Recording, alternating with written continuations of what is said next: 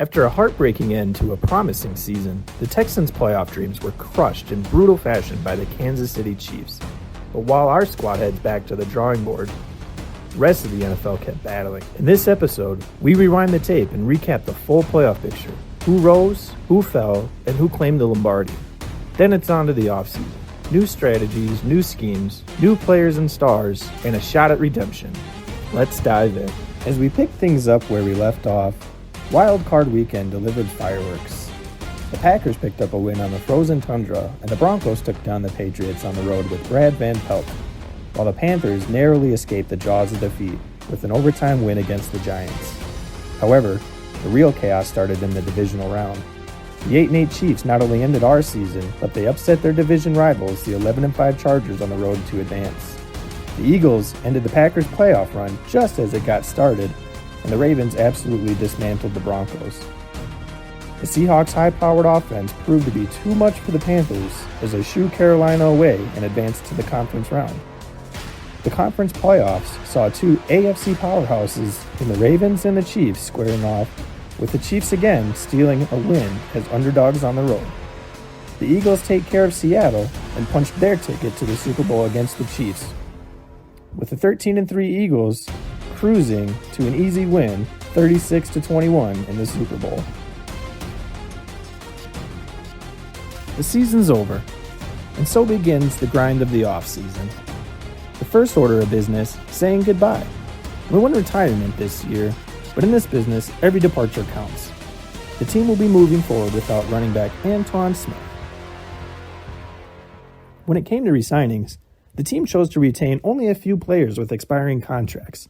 The first priority re-signing being cornerback Phillip Buchanan, as the Texans are thin at defensive back. The next re-signing being defensive end Antoine Peak, after showing that he was more than a serviceable backup this past year after registering 6 sacks.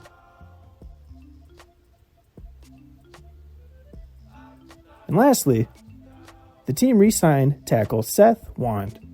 However, the biggest shock was letting running back Dominic Davis walk. With Reggie Bush ascending to running back 1, the backfield torch has officially been passed. The Texans are betting on the draft and free agency to fill the rest of the holes.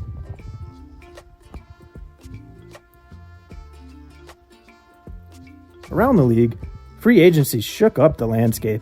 A wave of star talent is now on the move, including legends like Terrell Owens, Michael Strahan, Jason Witten, Sebastian Janikowski, Deion Branch, Andre Davis, and Albert Hainsworth.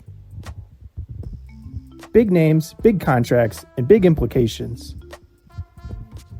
Back in Houston, it was time to make tough calls. In a cap-driven league, every dollar counts. The team began trimming the fat, releasing backup fullback Warren Norris, aging wideout Eric Moulds, and backup tackle Charles Spencer. The most controversial move, cutting Anthony Weaver. Signed to a major deal just a season ago, Weaver failed to register more than 1 sack, and with visible regression and nearly $10 million in cap liability, the Texans pulled the plug. Defensive back DeMarcus Fagans was released as well, along with kicker Chris Brown, to free up more roster space. But the splash came fast. Houston opened up the pocketbooks, and along came Sebastian Janikowski, Tony Romo, TJ Duckett, Jason Witten, Michael Roos, Albert Hainsworth, Andre Davis, and Sean Phillips, plugging several holes and gaps on the roster. To make room, the Texans released backup quarterback Sage Rosenfels and running back Wally Londy.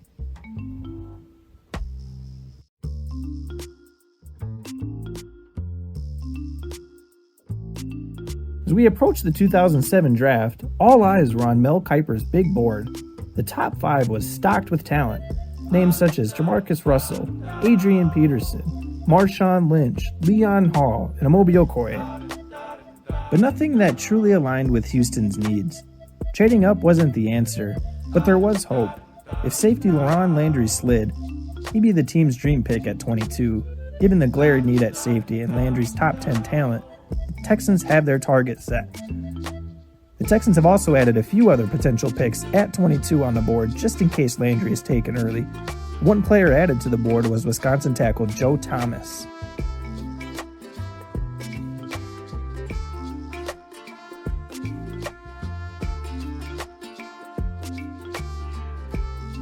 Plan B, linebacker John Beason looks to be promising coming out of the University of Miami and will complement the defense well with young linebacker D'Amico Ryans and newly signed Andre Davis.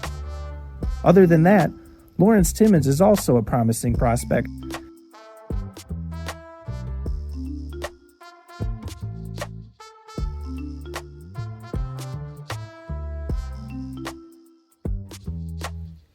And keep your eye on the second round, where safeties Eric Weddle, Brandon Merriweather, and yes, the Calvin Johnson are expected to fall.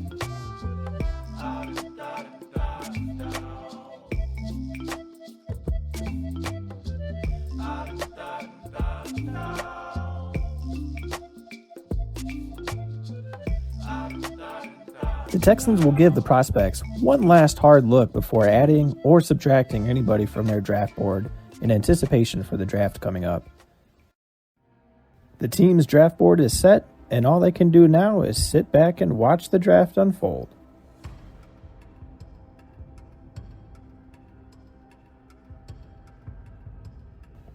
And it looks like Adrian Peterson will be the first pick in this year's draft to the New York Jets, followed by Jamarcus Russell going to the San Francisco 49ers and Leon Hall going to the St. Louis Rams. Tony Taylor goes to the Bears, and Amobi Okoye rounds out the top 5 going to the Raiders. And LaRon Landry is off the board at 6 to Atlanta. The Falcons get much-needed safety help with LaRon Landry taking the number 1 target off the Houston Texans draft board. And just like that, the second target is off the Houston Texans draft board as Joe Thomas goes well before his projection of being the 21st pick. And who will remain and be available when the Texans are on the clock with the 22nd pick?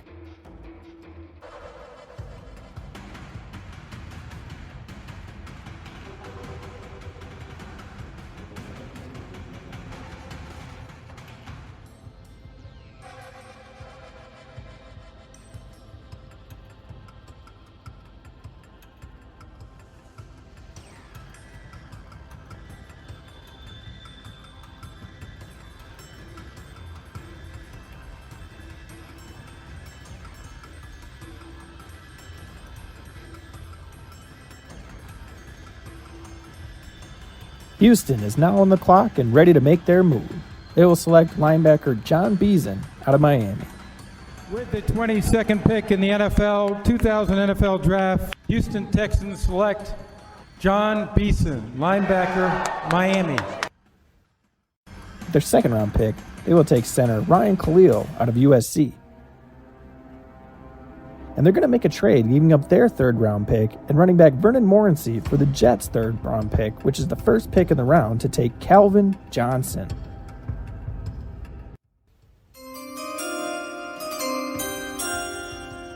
Houston Texans select wide receiver Calvin Johnson, Georgia Tech.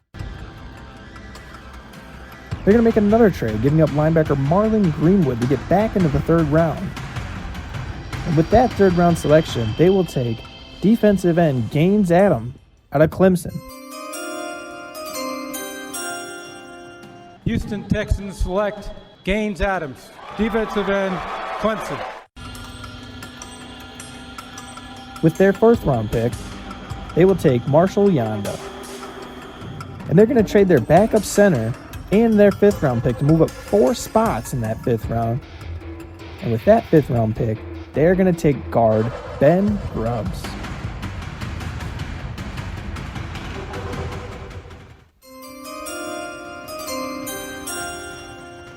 Houston Texans select Ben Grubbs, guard, Auburn. Next, they will take Patrick Willis in the 6th round, one of the most underrated and undervalued picks in this year's draft. Houston Texans select Patrick Willis, linebacker, Mississippi. And that will round out your 2007 Houston Texans NFL Draft Class.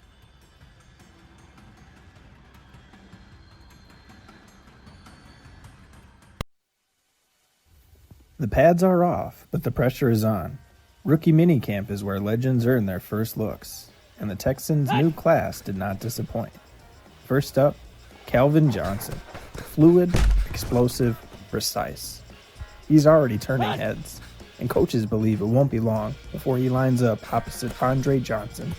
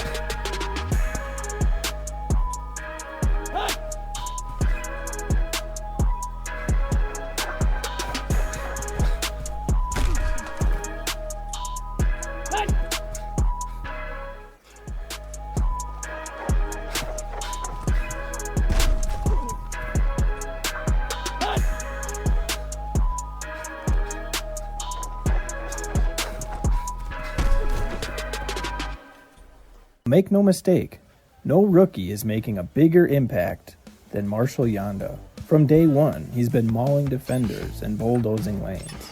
The right guard job? As good as his, barring the unexpected.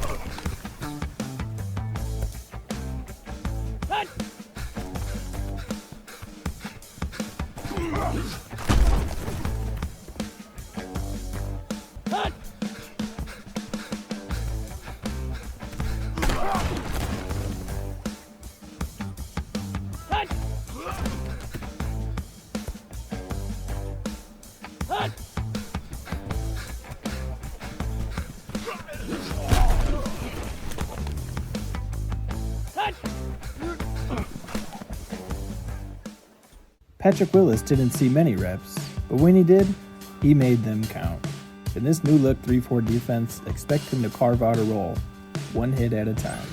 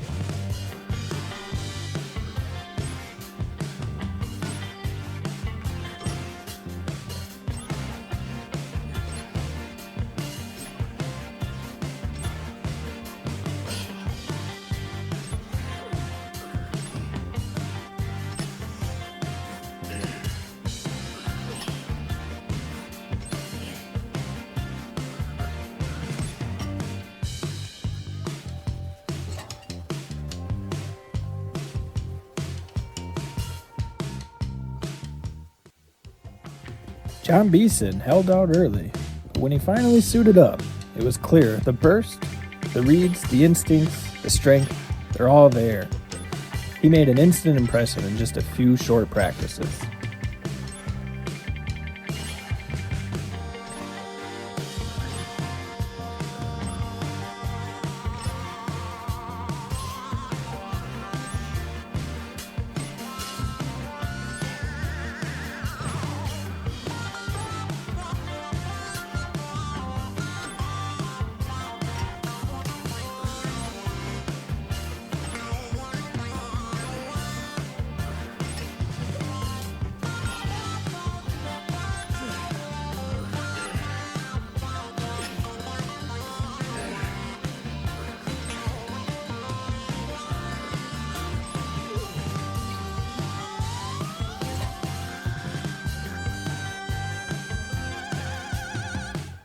And closing out camp, center Ryan Khalil, cool, calm, and in command, already reading defenses and making checks like a veteran.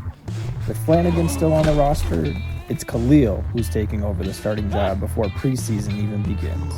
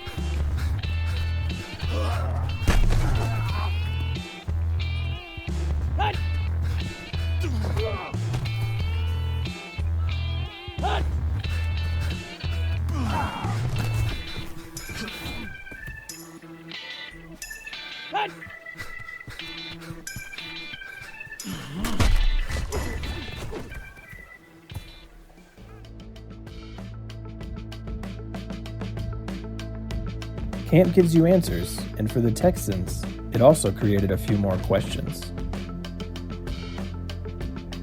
Quarterback Bruce Gradkowski returns as a trusted backup under center.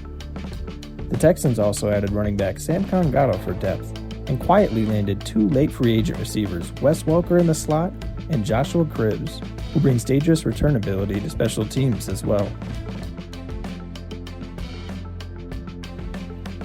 One surprise, the return of Anthony Weaver. A disappointing first run, yes, but after releasing raw prospect Gaines Adams, the team brought Weaver back on a cheap 1-year deal.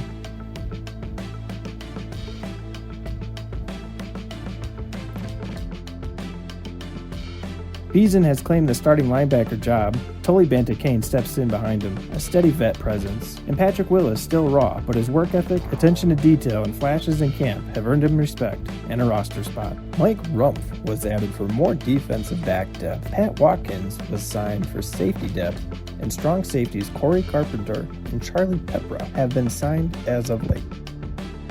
Then came the front office frenzy. Final roster cuts, strategic additions, and veteran moves. The Texans packaged veteran center Mike Flanagan and safety C.C. Brown, along with a future 4th-round pick, in exchange for hard-hitting Colts safety Bob Sander. Next move, shipping Steve McKinney to Arizona for cornerback Antrel Roll. A perfect scheme fit and a new-look tandem alongside Phillip Buchanan and Mike Rumpf, all Miami alumni. With Willis ascending, veteran Sam Coward was moved for a 3rd-round pick.